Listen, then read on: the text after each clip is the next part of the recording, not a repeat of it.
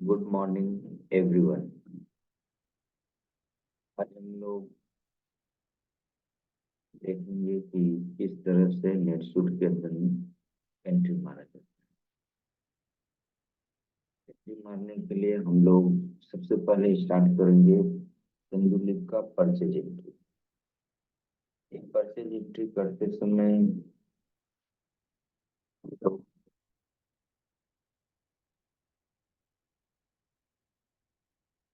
Master vendor creation पे बात नहीं करेंगे क्योंकि इससे रिलेटेड ऑलरेडी मैंने वीडियो शेयर किया हुआ है। तो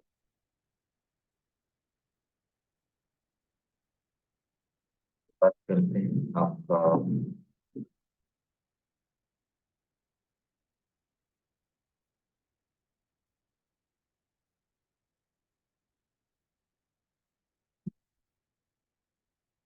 टॉपिक करते हैं।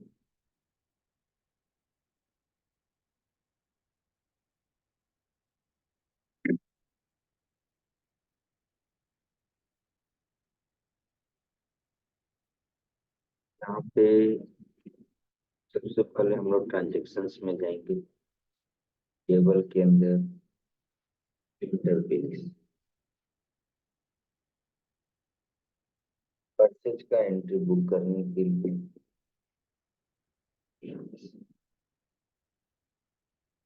सर्विस परचेज और कुछ परचेज दोनों ही हम लोग करते हैं। तो अभी हम लोग बात करेंगे। टैली में एक एंट्री मैंने खोल लिया है। ये 19 नवंबर की एंट्री है जितेंद्र कुमार जैन का। इस एंट्री को देखकर हम लोग कोशिश करेंगे कि एंट्री यही मारे।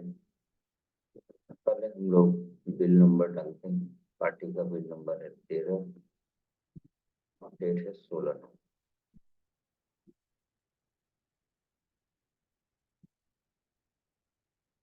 उसके बाद हमको पार्टी का नाम चूज करना है जितेंद्र। ये हमारा पार्टी। उसके बाद अमाउंट का फील्ड में कुछ नहीं करना है।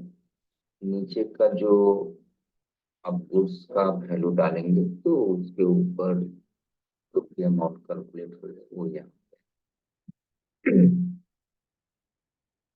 उसके बाद हम एंट्री डेट देख लेते हैं। 19 नवंबर की एंट्री है तो हम लोग इसको डेट चेंज कर देंगे। ये 24 हो जा रहा है बट मेमो सिंगल नरेशन है तो हम लोग इस मेमो फील्ड को यूज करेंगे जो कि common for all line item. कभी कभी क्या होता है कि मल्टीपल लाइन ऑफ आइटम्स के रिस्पेक्टिव अगर कुछ चीजें हो तो वो हम लोग लाइन आइटम के मेमो में डालें। यहाँ पे मैं एंट्री को अप्रूव्ड मोड में रख लेता हूँ। इसलिए रख लेता हूँ कि ताकि मैं चेक कर सकूं कि मेरा रिव्यू टैक्स करते समय टीडीएस की भी अगर कोई लायबिलिटी बनती है तो वो मुझे दिख जाएगी। बट इस मोड में रखते हुए मैं सेव का बटन नहीं दबाऊंगा वरना वो एरर फेंकेगा और एक बार एरर फेंक दिया तो पूरा का पूरा डाटा फिर हट जाएगा। फिर से भरना पड़ेगा। तो सेव का बटन दबाते ये जरूरत सिर्फ रिव्यू टैक्स के लिए है। सेव का बटन दबाते समय पेंडिंग में फिर रखना पड़ेगा। अगर मिस्टेक से छूट गया फिर आपका फिर से एंट्री करना। ये एंट्री हम कर रहे हैं बिहार के सब्सिडरी में तो यहाँ पे हम बिहार चूज करें।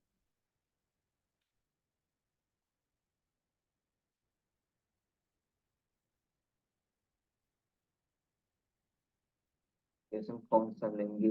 Central godown.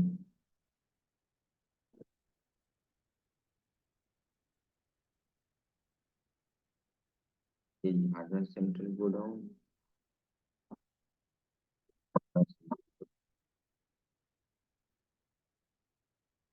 ऐसे समझ में आएगा। बरौनी के अंदर में सेंट्रल गोडाउन ही हो सकता है। वैसे लोकेशन से कुछ खास फर्क नहीं पड़ता है। सेंट्रल है। अभी मैं दलसिंह सेंट्रल ले लेता हूँ आपको अकॉर्डिंग। ये मंथ याद रखिए, ये रेंट का कंसल्टेंसी का मतलब कोई बिल ऐसा फॉर द मंथ आता है तो यहाँ पे मंथ चूज करेंगे, अदरवाइज उसको डिलीट करके आगे बढ़े, या सिर्फ डिलीट करके ब्लैंक कर। और मास्टर से ही ये जेंडर टाइप बता दिया कि ये रेगुलर है, करना नहीं। आ जाते हैं एक्सपेंस एंड आइटम वाले टैब में, जिसके अंदर एक्सपेंस अलग होता है। अगर हमको कुल खर्चा का एंट्री बुक करना है, जैसे रेंट का बुकिंग करेंगे तो एक्सपेंस वाले साइड में करेंगे, इसका करेंगे तो इसमें आएगा। तो सभी हमारा टारगेट है कि हम तेंदुले खरीद कर रहे हैं।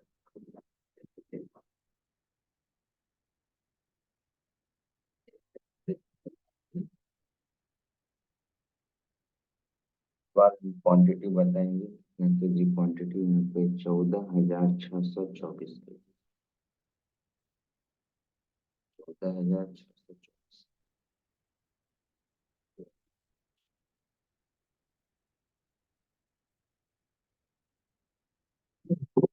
अब यहाँ पे ध्यान दीजिएगा नरेशन, ये 391 बैग है। अच्छा नरेशन, अभी हम लोग हाल फिलहाल टैली के कंप्लीट नरेशन को कॉपी करके मेमो में डाल रहे हैं, ताकि जो अप्रूवर होगा, जो चेकर होगा, एंट्री से ही समझ में आ जाएगा कि ये एंट्री क्या चीज से रिलेटेड है, और उसको चेक करने में सुविधा होगा। बट आने वाले कल में जब आप बोला जाएंगे, तब आपको इतना इंफॉर्मेशन कैप्चर करने की जरूरत नहीं है, क्योंकि ये आपका क्वांटिटी ऑलरेडी क्वांटिटी फील्ड में चला जा रहा है, रेट रेट में डाल दे रहे हैं, इनवॉइस का नंबर ऊपर में आपने रेफरेंस नंबर में डाल ही दिया है, डेट भी डाल दिया है।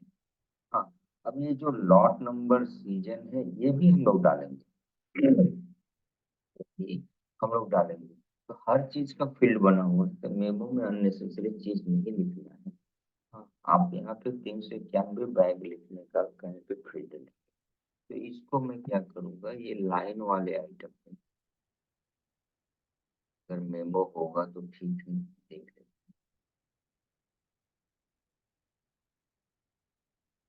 यहाँ पे नहीं दिख रहा है, तो ये वाला पार्टिकुलर इंफॉर्मेशन को हम ये मेन वाले मेमो में डालेंगे। हाँ,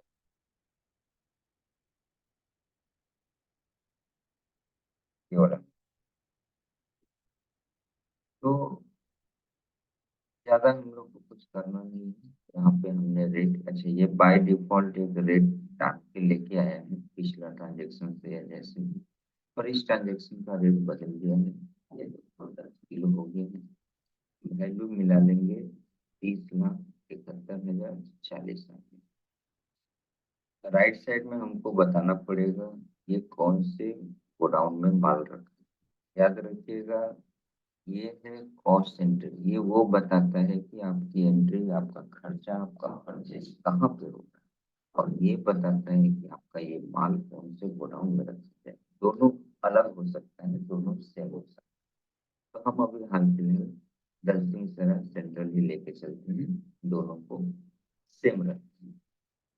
अब यहाँ पे हमारा इन्वेंट्री का डिटेल डालने का लेंगे, और इसमें हमको बताना पड़ेगा कि ये जो आप परचेज कर रहे हो ये कौन से लॉट नंबर। यहाँ पे देखिए, जो मैं बोल रहा था ना कि ये लॉट नंबर 630 बुधवार समिति सीजन 2000, हम लोग इसको डालने का एक तरीका यहाँ पे बोला जा रहा है सीरियल नंबर या लॉट नंबर। तो यहाँ पे पहले आपको 630 डालना है, तो बैक स्लैश, फिर बताना है बुधवार समिति,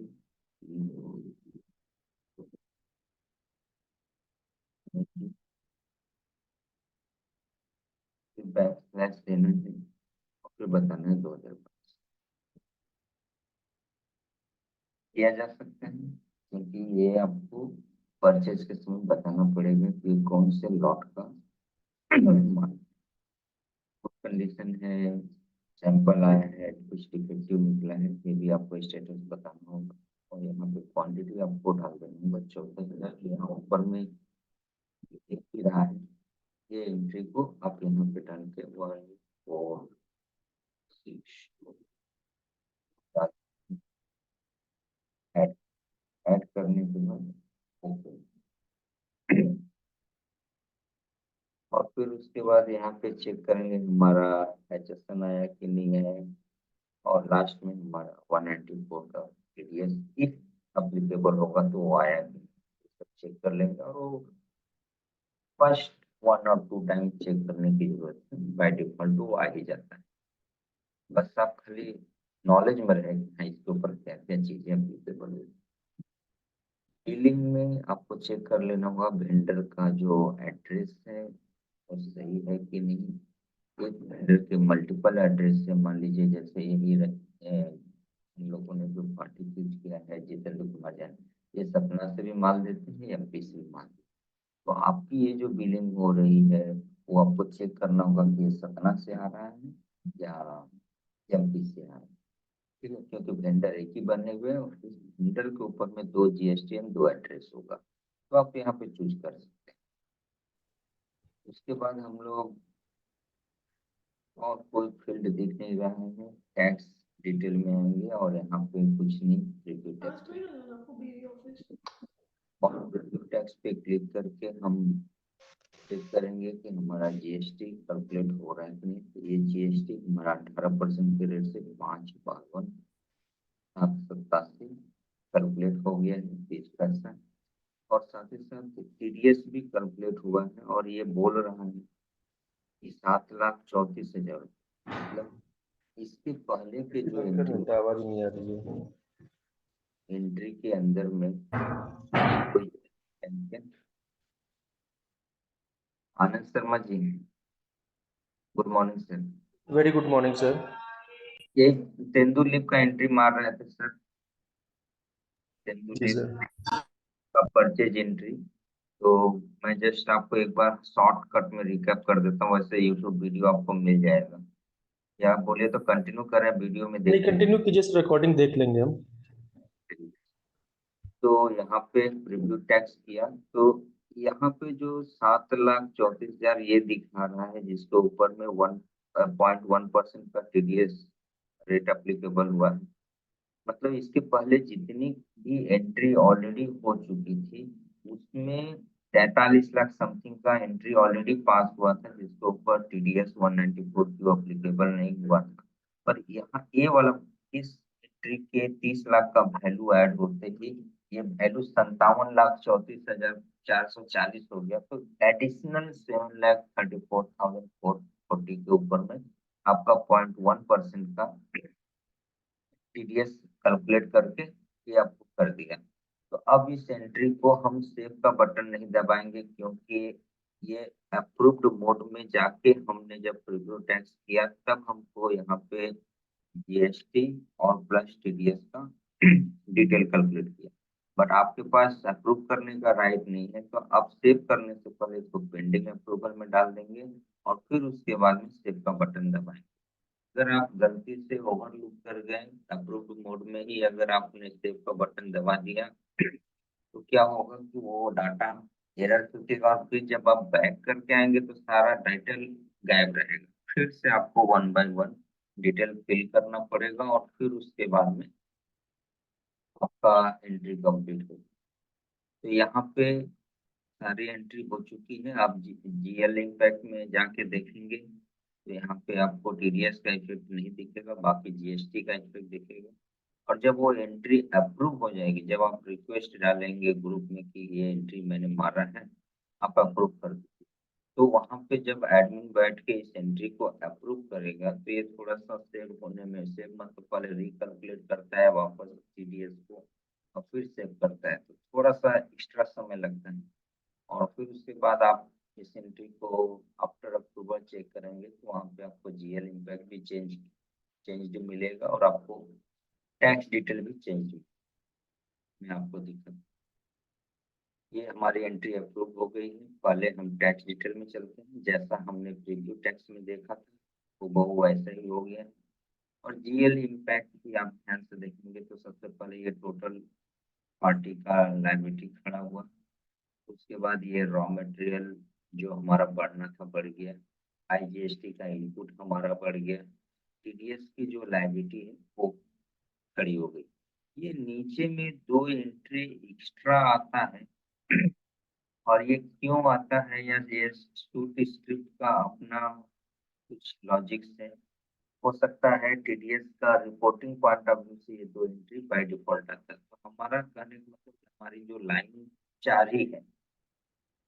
तो ये आपका परचेज का एंट्री कंप्लीट हुआ। आप लोग अगर प्रैक्टिस करेंगे कहीं पे कुछ भी असुविधा होगा, अगर एंट्री करते समय एरर आता है तो लिंक मत भेजिए। वो लिंक खुलता नहीं है, ब्लैंक रहता है। आप स्क्रीनशॉट ग्रुप में शेयर करिए कि हमारा ये एरर है। और अगर आपकी एंट्री सेव हो जाती है और उसमें अगर आपको सेटिस्फैक्टरी रिजल्ट नहीं मान मिलता है, जैसे आपने सेव किया और उसमें जीएसटी ही कैलकुलेट नहीं हुआ, ये तो सबको पता हो गया इतना दिन में कि टीडीएस तब तक कैलकुलेट नहीं होगा जब तक अप्रूवल पोजीशन में नहीं रहेगा, अप्रूव्ड मोड में नहीं रहेगा।